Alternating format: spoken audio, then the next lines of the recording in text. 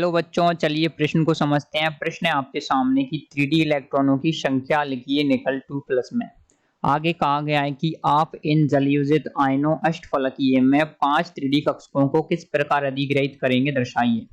तो आपको सबसे पहले ये बताना है कि निकल 2+ के अंदर 3D इलेक्ट्रॉनों की संख्या कितनी है और इसके अंदर अष्टफलकीय आयनों को किस प्रकार से इलेक्ट्रॉनों को भरा जाएगा।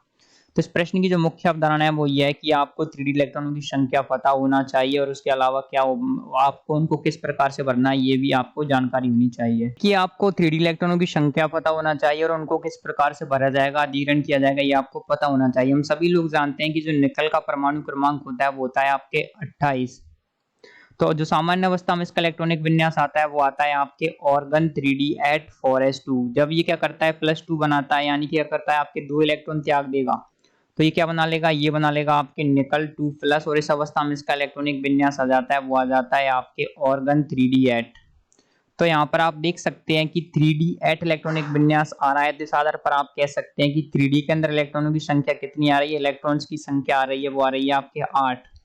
तो 3D में इलेक्ट्रॉनों की संख्या आ जाएगी 8। तो आपका पहला उत्तर तो ये आ गया। आपसे आगे पूछा गया है कि इनको किस प्रकार से जलयोजित आयन में दिखाया जाएगा। तो चूंकि हम सभी लोग जानते हैं कि जो आपके जलयोजित अवस्था में जो आपके डी उपकोष के जो कक्षक होते हैं वो क्या होते हैं, दो भागों में बढ़ जाते हैं, T2G कक्षक और EG कक्षक के अंदर। तो नीचे वाले जो 3 कक्षक होते हैं उनको कहा जाता है आपके T2G, ऊपर वाले 2 कक्षकों को कहा जाता है आपके EG कक्षक। तो देखिए ये आ जाएंगे आपके T2G, ये हो जाएंगे आपके EG। इनके बीच का जो ऊर्जा अंतराल होता है उसको कहा जाता है डेल्टा O। O यानी कि ऑक्टाहाइड्रल या अष्टफलकीय। तो हमारे पास में टोटल क्या है, आपके पास में 8 इलेक्ट्रॉन है, D8 इलेक्ट्रॉनिक विन्यास है। तो उनको कुछ इस प्रकार से भरा जाएगा। देखिए तो 1 इलेक्ट्रॉन, 1 2 3 4 5। अब वापस से नीचे आएंगे, ये हो जाएंगे आपके 6 7 और 8। तो यहाँ पर आप देख सकते हैं इलेक्ट्रॉनिक विन्यास आ रहा है आपके T2G के अंदर आ रहे हैं आपके। देखिए कितने इलेक्ट्रॉन आ रहे हैं, 6, T2G6 और EG2।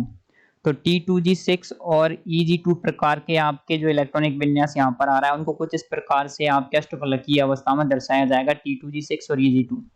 तो आशा करते हैं आपको प्रश्न का उत्तर समझ आया होगा। धन्यवाद।